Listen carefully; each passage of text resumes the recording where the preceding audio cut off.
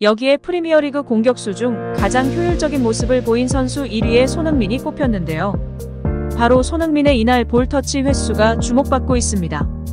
영국 풋볼 런던은 통계가 모든 것을 말해주지 않는다는 것을 증명한 경기가 있다면 아스널전 손흥민의 모습을 살펴봐라라면서 경기 결과 대신 경기의 통계와 헤드라인 데이터만 살펴봤다면 손흥민이 큰 영향을 미치지 않았다고 생각할 수도 있다고 설명했습니다. 손흥민은 이날 단 18회의 볼터치를 기록했는데요. 78분 교체 아웃된 손흥민보다 더 적게 공을 만진 선수는 없었습니다. 후반 15분 교체 아웃된 존슨을 제외하면 메디슨이 43회로 손흥민 다음으로 적은 터치를 기록했습니다. 거의 곱절이 차이가 나는데요. 손흥민은 총 42번의 움직임을 가져가 17번의 성공을 거뒀습니다.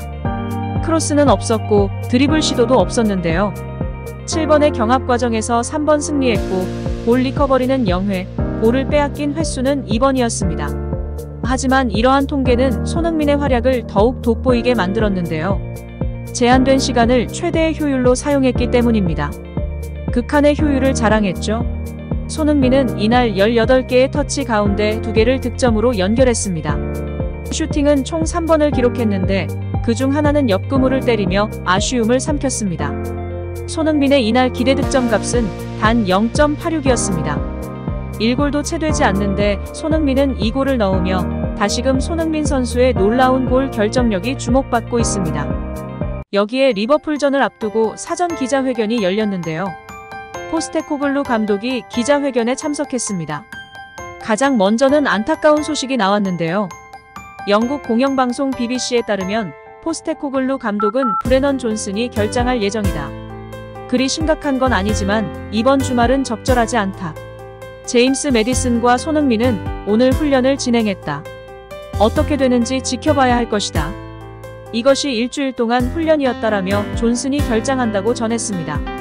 존슨은 올여름 토트넘이 노팅엄 포레스트로부터 영입한 기대주인데요. 웨일스 출신 윙어 존슨은 노팅엄 성골 유스 출신입니다. 빠른 발을 무기로 2선부터 최전방까지 측면과 중앙 모두 소화할 수 있는 멀티 능력이 특히 호평을 받았던 선수인데 지난 북런던 더비에서 부상으로 이번 경기는 결장하게 되었습니다.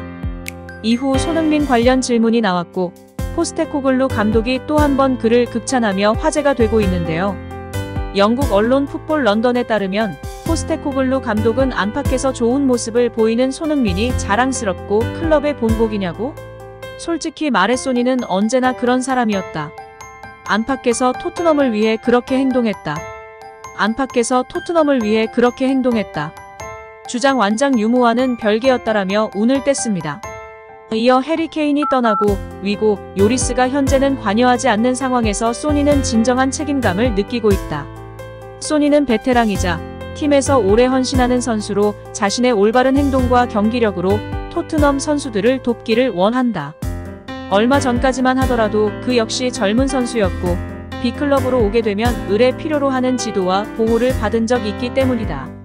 나는 소니가 지금까지 훌륭했다고 생각하고 앞으로 그에게서 더 많은 것이 나올 것이라고 생각한다라고 설명했습니다. 이어 포스테코글루 감독은 소니는 제임스 메디슨과 함께 시즌 초반 정말 좋았고 정말 훌륭했다. 또 다른 주장단 일원인 크리스티안 로메로와 함께 매주 얻을 수 있는 수준의 성과를 유지할 수 있도록 만들었다라고 극찬했습니다. 마지막으로 포스테코글루 감독은 다만 소니는 메디슨과 함께 지난주 약간 아팠다. 경기를 뛰려면 소화해야 하는 오늘 훈련을 마쳤고 방금 그것을 소화했다. 나쁘지 않은 것으로 보였다.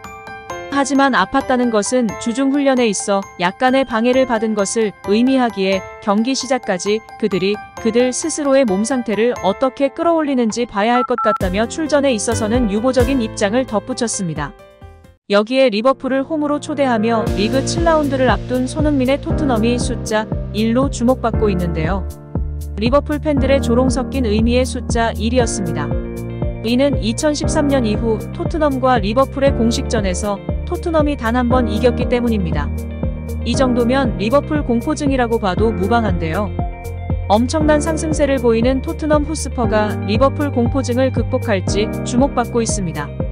토트넘은 10월 1일 일요일 새벽 1시 반에 영국 런던에 위치한 토트넘 호스퍼 스타디움에서 리버풀과 리그 7라운드를 치르는데요.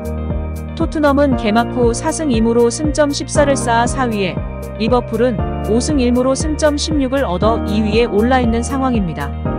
리버풀은 토트넘만큼이나 흐름이 좋은데요.